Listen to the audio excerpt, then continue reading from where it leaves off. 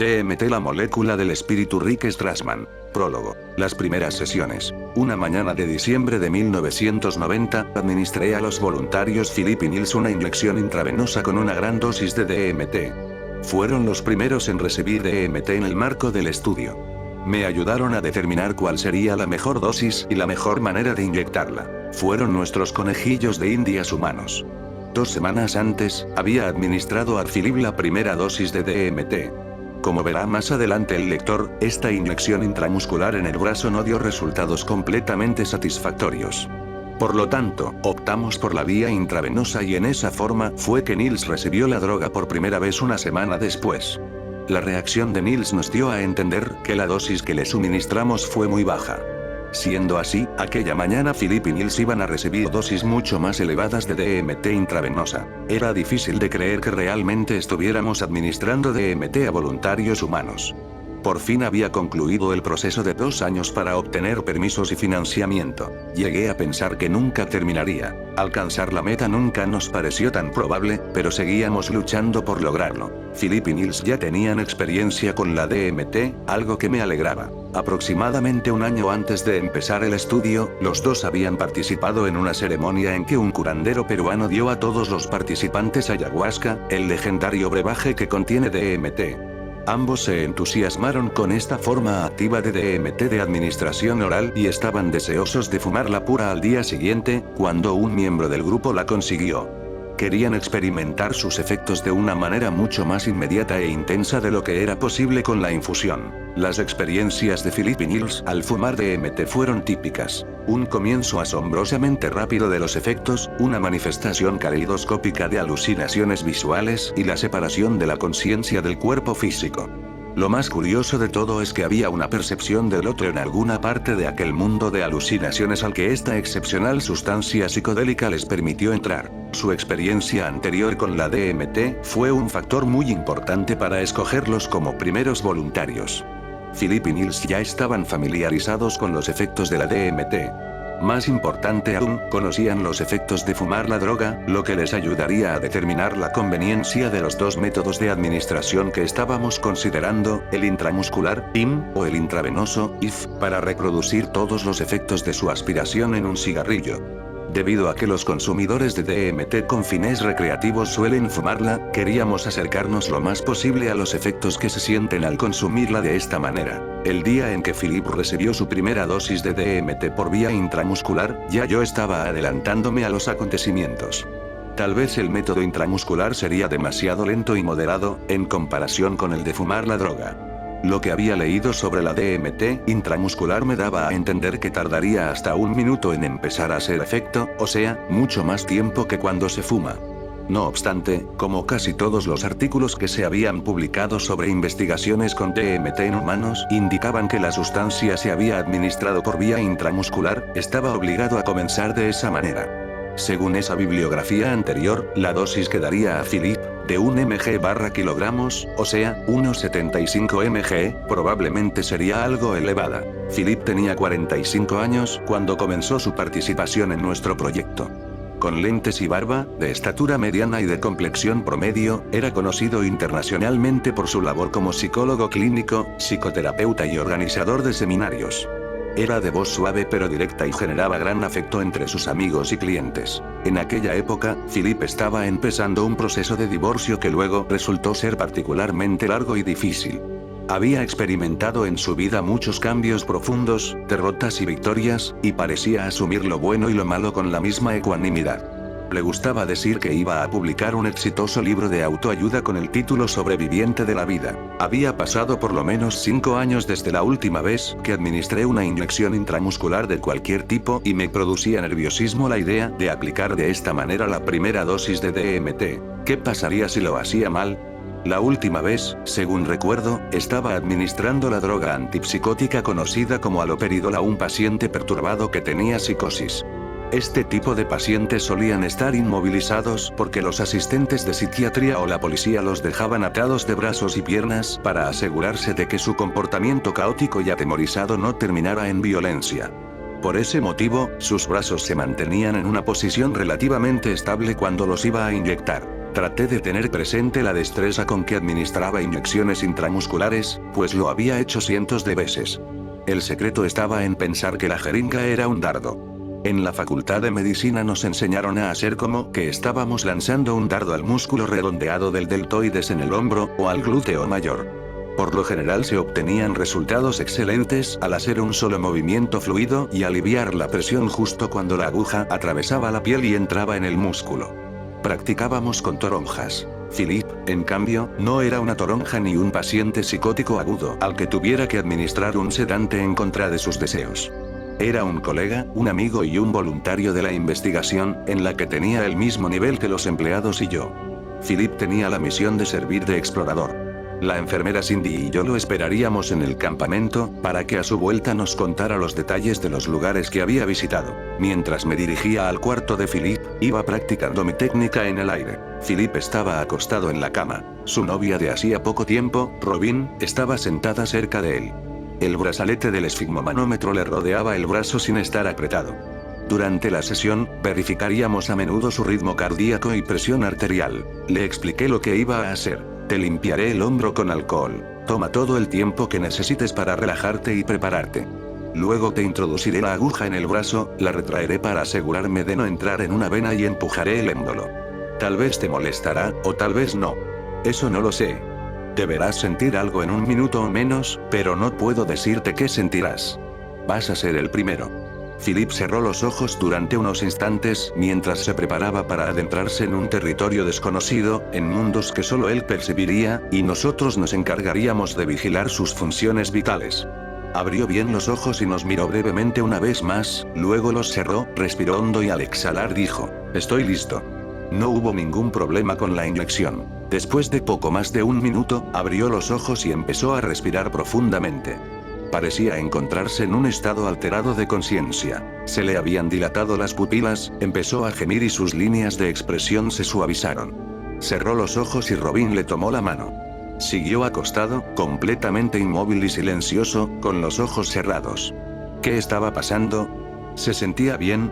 Su presión arterial y ritmo cardíaco parecían normales, pero ¿qué pasaba con su mente? ¿Le dimos una sobredosis? ¿O tal vez la inyección no le había hecho efecto? Unos 25 minutos después de la inyección, Philip abrió los ojos y miró hacia Robin. Le sonrió y dijo, podría aguantar una dosis mayor. Todos suspiramos aliviados. Al cabo de 15 minutos, o sea, 40 minutos después de la inyección, Philip empezó a hablar en forma lenta y entrecortada. Nunca perdí el contacto con mi cuerpo. En comparación con fumar DMT, los efectos visuales y los colores eran menos intensos, y los diseños geométricos no se movían tan rápidamente. Me tomó la mano para que le diera consuelo. Pero mis manos estaban húmedas de sudor y se rió de buena gana al percibir mi ansiedad que, por supuesto, era mucho mayor que la suya. Al levantarse para ir al baño, Philip estaba tembloroso. Tomó un poco de jugo de uva y de yogur, y llenó la escala de evaluación. Se sentía atontado, con la mente borrosa y torpe mientras me acompañaba en mis idas y venidas a otro edificio donde yo tenía cosas que hacer. Era importante mantenerme a su lado para observar cómo se comportaría durante las próximas 2 horas. Al cabo de 3 horas de su inyección de DMT, Philip parecía estar bastante bien como para que Robin se lo llevara a casa. Nos despedimos en el estacionamiento del hospital y le dije que lo llamaría esa noche. Cuando hablamos, Philip me dijo que Robin y él habían ido a almorzar al salir del hospital. Inmediatamente se sintió más alerta y concentrado. Durante el viaje a casa, se sentía eufórico y los colores parecían más intensos donde quiera que mirara. Daba la impresión de estar feliz. Unos días después, Philip me mandó un informe por escrito. Lo más importante era su último comentario. Esperaba saltar a un nivel superior, abandonar el cuerpo y la conciencia del ego, dar el salto al espacio cósmico. Pero no fue así. El trance al que se refería Philip es lo que ahora llamamos el umbral psicodélico de la DMT. Uno lo cruza cuando percibe una separación entre la conciencia y el cuerpo y los efectos psicodélicos sustituyen por completo el contenido normal de la mente. Hay un sentido de asombro o sobrecogimiento y una innegable sensación de certidumbre sobre la realidad de la experiencia. Estaba claro que esto no había sucedido con la dosis de 1 mg/kg de DMT intramuscular. Era magnífico tener a Philip en ese papel de explorador. Era una persona madura desde el punto de vista psicológico y estaba familiarizado con los efectos de las drogas psicodélicas en general y la DMT en particular. Podía establecer comparaciones claras y comprensibles entre distintas drogas y las diferentes formas de administrarlas. Su caso era una confirmación decisiva de nuestra decisión de reclutar solamente a sujetos experimentados en el consumo de sustancias psicodélicas. El informe de Philip no dejó duda alguna de que los efectos de la DMT intramuscular eran inferiores a los de la DMT aspirada. Pensé en la posibilidad de administrarle una dosis más elevada. Sin embargo, incluso si se daban los máximos efectos, dudé que la vía intramuscular llegara a producir la subida o descarga, que es otro rasgo característico de la DMT fumada. Durante esta subida, que generalmente ocurre en los primeros 15 a 30 segundos después de fumar la DMT, la transición de la conciencia normal a una abrumadora realidad psicodélica pasa con una velocidad impresionante. Este efecto como de cañón nuclear es lo que los consumidores de la droga encuentran tan aterradoramente atractivo. Estaba claro que necesitaríamos una manera más rápida de introducir la DMT en el sistema. La mayoría de los consumidores de DMT con fines recreativos la fuman en una pipa, esparcida sobre marihuana o sobre alguna hierba no psicoactiva. Ese no es el método ideal para hacer llegar la DMT al organismo. Muchas veces la droga se incendia, lo que resulta desconcertante cuando uno trata de inhalar la mayor cantidad posible de los vapores. El olor de la DMT al quemarse produce intensas náuseas, como sucede al quemarse el plástico. Cuando la droga surte efecto y el espacio en que se está parece empezar a quebrarse como vidrio, mientras sucede otro tanto con el propio cuerpo, es casi imposible saber si se está inhalando o exhalando. En ese estado de embriaguez, es difícil imaginarse que uno pueda aspirar la mayor cantidad posible de esa sustancia química llameante y fétida. La forma más rápida y eficiente de administrar DMT es mediante inyección. Las inyecciones intramusculares dependen del flujo sanguíneo relativamente limitado a través de los músculos para distribuir la sustancia por el organismo, por lo que es el tipo más lento de inyección. Las drogas también pueden inyectarse en la piel, o subcutáneamente, donde el flujo sanguíneo, un poco más abundante, hace que esta sea una vía más rápida, aunque generalmente más dolorosa. La inyección en vena es el mejor método, pues la sangre saturada con la droga fluye hacia el corazón. Este bombea la sangre para hacerla pasar por los pulmones, volver al corazón y abrirse paso al resto del cuerpo, incluido el cerebro. El tiempo que toma este proceso completo, que los fisiólogos llaman tiempo del brazo a la lengua, suele ser de unos 16 segundos. Consulté con el colega que había producido la DMT, el Dr. David Nichols, de la Universidad Purdue, en Indiana. Coincidió conmigo en que debía usar la vía intravenosa. Mientras reflexionábamos sobre nuestra ansiedad mutua acerca de este cambio de planes, añadió secamente: "Me alegro de que sea usted y no yo". Había llegado la hora de pedir la opinión del Dr. W., el médico de la Administración de Alimentos y Medicamentos, FDA, que, después de ayudar a sacar adelante el proyecto durante los 2 años que duró el proceso regulatorio, estaba encargado de su supervisión. Cuando lo consulté, se rió y dijo: "Usted es el único investigador científico en el mundo que está experimentando con la DMT, así que usted es quien decide". Tenía razón, pero me producía inquietud entrar tan rápidamente en ese territorio desconocido, después de administrar solamente una dosis de DMT. Había un solo informe anterior publicado en que se describía la administración intravenosa de DMT, pero había sido a pacientes psiquiátricos, no a voluntarios normales. 2. En aquel proyecto de los años 50 se estudiaron sujetos seriamente incapacitados por la esquizofrenia, que en su mayoría no podían informar mucho sobre sus experiencias. Por ejemplo, en el caso de una desdichada mujer, no le pudieron detectar el pulso durante un rato después de recibir DMT por vía intravenosa. Ese informe fue lo que me hizo revisar cuidadosamente la función cardíaca de todos los candidatos a voluntarios. 3. El Dr. W. recomendó probar con aproximadamente la quinta parte de la dosis al cambiar a la vía intravenosa. Así seguramente obtendrá niveles más bajos de DMT en la sangre y en el cerebro de lo que obtenía administrándola por vía intramuscular, y tendrá un mayor margen para maniobrar, dijo. De esa manera, nadie recibirá una sobredosis. En nuestro caso, esto significaba convertir la dosis intramuscular de 1 mg/kg a una dosis de DMT intravenosa de 0,2 mg/kg. Philip y Niels se habían ofrecido como voluntarios para esta fase nueva e inexplorada de la investigación, la de buscar una dosis satisfactoria de DMT por vía intravenosa en voluntarios normales. Como los dos habían fumado la droga anteriormente, podríamos hacer una comparación directa entre los efectos del método intravenoso y los de fumar la sustancia. En el caso de Philip, pudimos comparar la vía intravenosa con la intramuscular. Niels tenía 36 años cuando se sumó a nuestra investigación. Cuando era más joven, se había afiliado al ejército, donde quería especializarse en explosivos.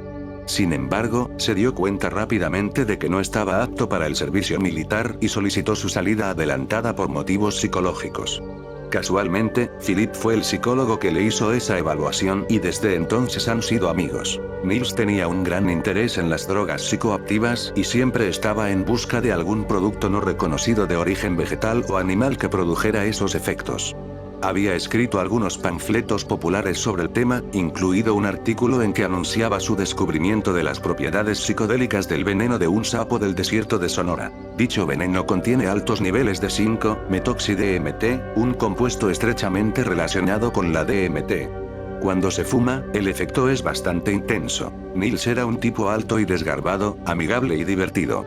Había tomado LSD muchas veces y perdió la cuenta después de la dosis 150. La primera vez que fumó DMT, el año anterior en casa de Philip, quedó profundamente impresionado.